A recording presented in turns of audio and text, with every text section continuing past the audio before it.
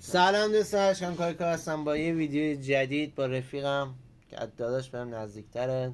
اوکرم اشکان کایکو بهروز قرقی بهم داره کمک میکنه تو این اواخر. حالا بعدا خودتون متوجه میشین.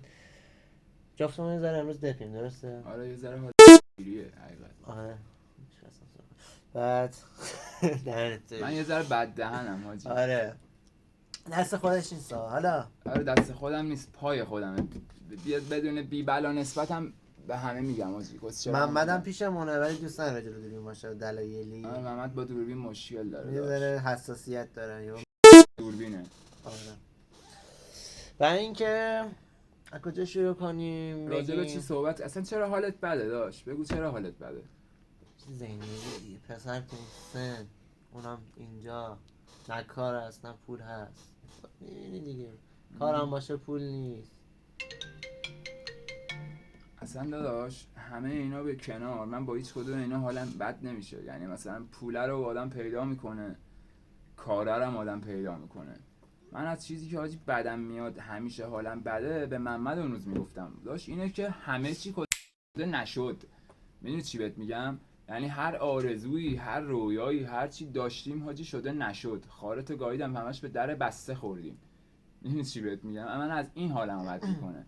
یعنی مثلا یه یارو میبینی، خودم مثلا نمیگم یکی دیگه طرف میبینی یه علاقه مثلا به یه چیزی داره، خب داداش وقتی یارو نتونه به اون چیز برسه، به اصطلاح میگن هر کی ببین یه هدفی داره به اون هدف برسه، میگن به اصطلاح یارو رستگار شده. وقتی یارو نتونه به هدفش برسه، رستگار بشه، خب داش معلومه یارو حال دیگه. حالا ببینم کاری نه، الان دخترم آخه شدن هم پرسته، نه همشون، حالا نمیگم 100% همه دخترا، همشون، ولی من همشونو میگم 100% دختره به جز ببین نه داریم، نه خود نمیشه همه دختر است، به خاطر همه دختر نه کاری نه، به خاطر یه سری پسرا هم هست که اون پسرای لاشی. خب همینو میخوام بگم، میگم این یه تیکش هر کی دوستاش کات کنه همه جا پخش کنه. حالا کاری نه، من یه سری پسرای باعث میشن، یکی مثلا یه دختره شبیه املته، خب یارو شبیه املته، یه سری پسرای باعث میشن یارو فاز کوبیده بگیره. چه جوری؟ مثلا دختره اشتباه میکنه، پسر معذرت خواهی میکنه، بابا من خارتو گاییدم. با این کار باعث میشه چی؟ من کسکشم، دختر جلوم انقدر زبون داشته باشه. نه حالا کاری نه، والا هر کی حالش هم بد بود استوری دپ گذاشته بود، حالا اسم هستن نمی‌فهمم یکی دوتا اسم بر کیره، نه زیادن، نه کلا نه والامو به هر کی خوبی کردیم، مهربونی کردیم، گفتن آره پسر رو ما فاز داره، نمیدونیم حواله بود، نمیدونیم چی. آره حاجی با هر کی اصلا کلا داشت من فقط رفاقت می‌خواستم کمکت کنم لاشی. جامعه ما داداش دنبال اداه، دوست نره خودت باشی. هر کی خودشه، مثلا مثل تتلو بهش میگن یارو کسخله، شیطانه، دل دیوونه است، باید ادا دراری. مردم ما عاشق دروغن داداش. میدونی چی بهت میگم؟ مثلا تو یارو رو دوست نداری، یارو عاشق دروغه، به دروغ بشنوه دوستش داری. میدونی چی بهت میگم؟ حالا اینی هم که گفتم حاجی، من زن ستیز من ستیز نیستم، فوش خار مادر الان میام بهمون میدن تو یوتیوب. من میگم همه دخترا کیریان، واقعا یه سری دختر خفن هم داریم. مثلا دهه 50 60 70 هم نه، دهه 50 60 که مثلا مادرای خودمون میشن حاجی، اونا واقعا خفن بودن. این چی بهت میگم؟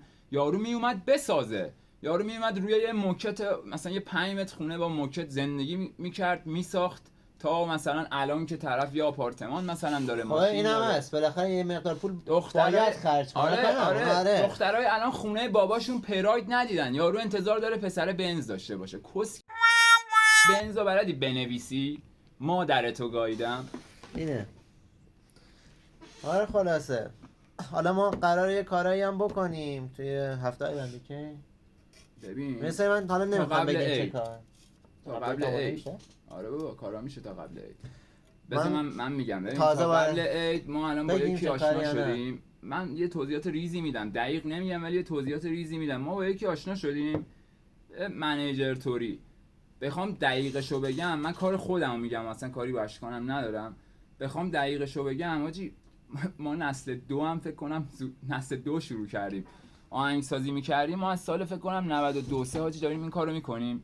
ولی حالا بنا به دلایلی، بی پولی، کف خیابون خزیدن، سری اتفاقا حاجی تا الان زیاد فعالیت نکردیم. یعنی فعالیت میکردیم، به اون چیزی که خواستیم نرسیدیم. حمایت نکردن. آره ولی الان حالا کارام- 4 تا ای اینجوری میاد آره، دورون یارو جلو کسچر میخواد ای چون ویو میگیره انقدر خواننده میشه خواننده واسه هم من. نیستیم، موسیقی الکترونیکیم، ولی قبل عید قراره یه کاری کنیم پشمای کل رپ فارسی ها جیبه ریزه. یه آلبوم محمدمون داره که حال نمیکنه قیافش رو نشون بده، یه چند تا حالا ترک- صدات بیفته تو دیو یه حرفی یه حرفی بزن. خاکم آقا شیپور. آره یه چند تا ترک هم شاید من داشته باشم. البته اینایی که میگم همه اینسترومنتاله، ما گفتم الکترونیک کار میکنیم، اکسپریمنتال، ولی اینایی که میگن من نمیدونم، ولی واسه تازه شعرم- دارم وارد بازیشون میشم. میگم دست منم گرفتن دمشونم میگم. واسه شعرم آجی نمیگم، واقعا سبکمون سبک تکی، حالا بیاد متوجه میشید داستانت چه قراره. یکی هم خلاصه پیدا کردیم که کارهای پخش و اینا رو میکنه، به زودی انشالله خبرهای خفنی میشنوید آجی. تو یوتیوب من این اینستاگرام هم که دنبال کنین اشکان آندرلاین کایکو حالا میذارم. یه پیجم حالا جدید میزنیم اگه شد نه با آره داداش، برید. اکیپیم دیگه. آره و اینکه محمد تو راستی چرا نمیخوای صورتت بیفته؟ حالا به بچه‌ها پس برا نگه من نگرفتم. من مشکل دوربین دارم داداش، کلا با دوربین مشکل دارم. دوربین یه خارپست ذره است. محمد فاز توطئه داره داداش، فاز توته هم دارم آره داداش. ولی من کی به محمد اون روز میگفتم آجی من اومدم که بگم، مثلا اومدم حاشیه درست کنم، اومدم فوش بکشم به همه، کیرا هم نیست اسمم میبرم، هر کی کسشر کار کنه من باش طرفم آجی. نباید تو رپ فارسی باشه آقا، میخوای کسشر دامبول بخونی، کسشر بخونی، سطح رپ فارسی رو بیاری پایین، خارت گاییدم سیکتیر، برو پاپ بخون مادر قوه. من با همه طرفم آجی، هر کی کارش کسشر تو رپ گو میخوره رپ کنه آجی، من باش طرفم، میرینم بهش اسمم میبرم، کیرم هم نیست. میخواد تتلو باشه، میخواد یکی دیگه باشه، کار باید قوی باشه داداش. سطح رپ رو ما باید ببریم بالا، نه که بیاریم پایین با کارهای کسچرمون. میگم من اومدم آجی رنده کنم همه، اصلا کاری با هیچ چی هم ندارم. یه چی بگیم؟ تو سوالی مالی محمد نریم بپرسی؟ چرا؟ حال دولتون چطوره؟ یه ذره حمایت کنید داشت، ببینید چه کارایی از دستمون برمیاد. من خودم بعد یه چیزی هم بهتون بگم، ما مثلا فلانی ایگره نیستیم. حالا اسم نمیخوام ببرم، صندلی گیمینگ نمیدونم تو خونه بک‌گراند نمیدونم چی داریم ولی نمیکنیم حالا اونجوری من یه ویدیو ذره نمیگیم. اتاقم اینجوری هست حالا ولی نه الان ویدیو داریم میگه ما دوست نداریم مثلا به خاطر مردم بیام اینقدر خرج کنیم، چون نداریم. حالا کاریم تو محیط کارمون هم داریم میذاریم. آره. حالا هم سر کاریم، تایم نهارمون داریم براتون فیلم میگیریم. و اینکه منظورم از حمایت این نیست داداش بیاید بخرید، ما یه عمر کار داریم میکنیم تا حالا دست جلوش کی دراز نکردیم. نمیگم مثلا بیاید ترک بخرید مثل خیلی‌ها التماس کنم، من فقط میگم داداش شما کسچرایی که من میگم رو شیر کنید، ببینید من چه ترکایی از این بچهای رپ فارس بکشم بیرون. یه کاری میکنم کستخوار ترک بدن فقط به خاطر اینکه منو دیس کنن، یارو بیاد بهترین ترک قرنو بده، یعنی به خاطر اینکه فقط جواب منو بده. منظورم اینه هایپ کنیم حاجی، نسل چاریا یکم این کارو کردن. ولی میگم حاجی من بی پرده اومدم کسچر بگم، بدون پرده میگم هر کی کسچر باشه میخوام برینم بهش، کوچیک و بزرگم نداره، کیرم تو سن و سال. اگه یارو 50 سالشه 50 تا پیرم پاره کرده کس ننت، من از تو 90 سالمه 400 تا پیرم پاره کردم. عشقم حالا در مورد امیر تتلو نه، تتلو رو داداش مثال زدم، من تتلو رو دوست دارم داداشم کاری نه واقعا صداش تکی تا تو آهنگش یه دونه آهنگ تکراری هم نخونده. اصلا با صداش هم کاری ندارم. یارو ببین یه آرتیست، خب من اسمم میبرم مثلا چرسی، ترکاش خفنه ولی خودش خیلی کسچره. ولی تتلو داداش کاری با ترکش نرم، خودش خفنه لاقل آجی. این چی بهت میگم، اسمم بردم از همین الان شروع کردم داستان آجی.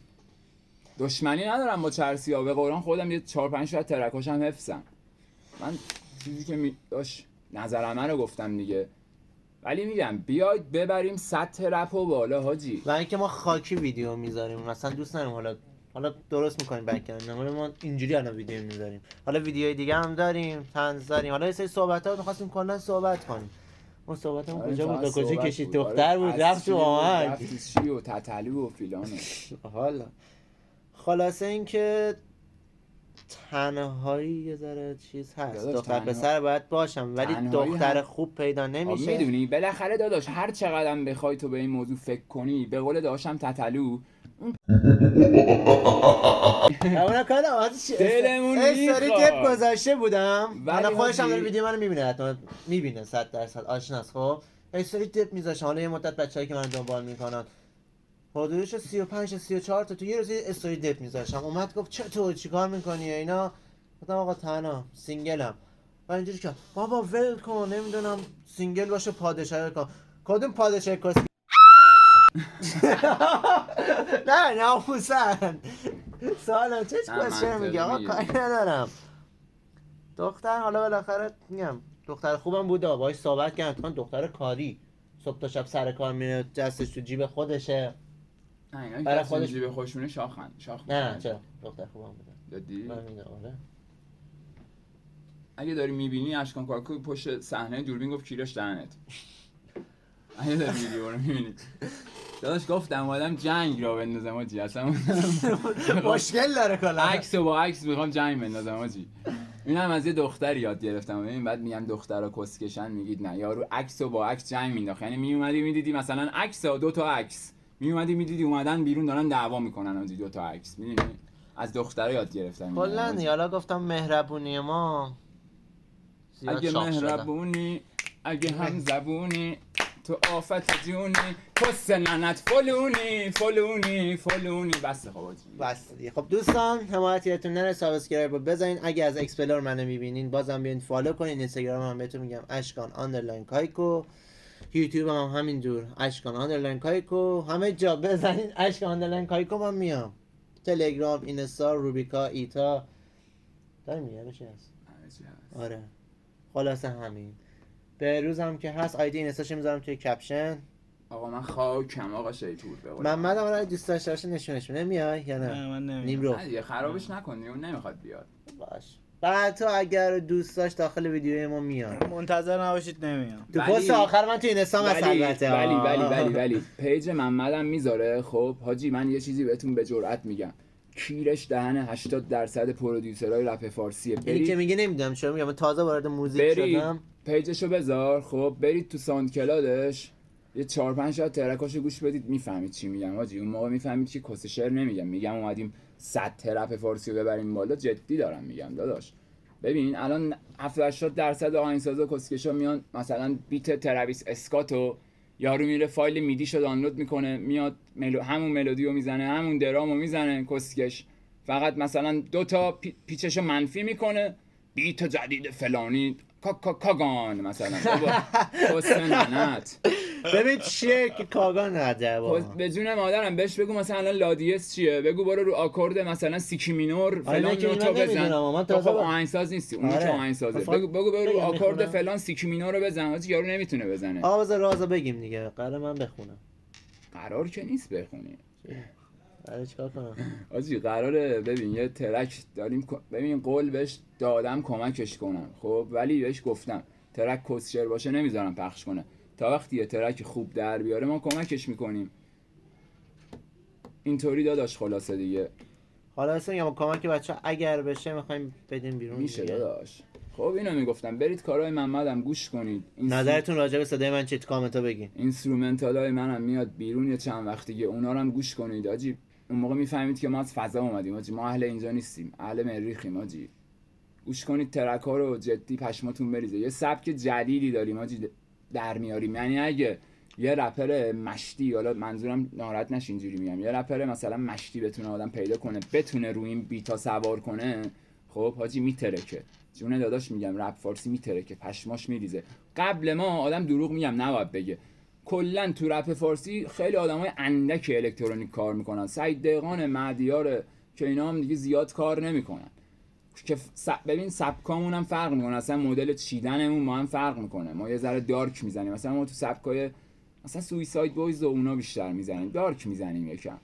ولی میگم کارا باحاله. برید گوش بدید خودتون کار میاد دستتون آجی. خب دوستان حالا باز میگم ویدیو دیگه باز بک‌گراند دور میکنیم کیفیت دوربین میبریم بالا. حالا باز میگم ما اینجوری فیلم میذاریم. اینو همینطوری گذاشتیم. باز مردم همینم حمایت میکنن گوش میکنن دمشون هم گرم. ما نیاز نیست بریم آقا فلان کارو کنیم حتما ویدیو خیلی با کیفیت چه بشه نگاه کنن. یارو بخواد نگاه کنه با حرف ما میشم گوش میکنه نگاه میکنه ویدیو خودمونم میخوریم. همین دیگه. دوستتون دارم. See you guys. You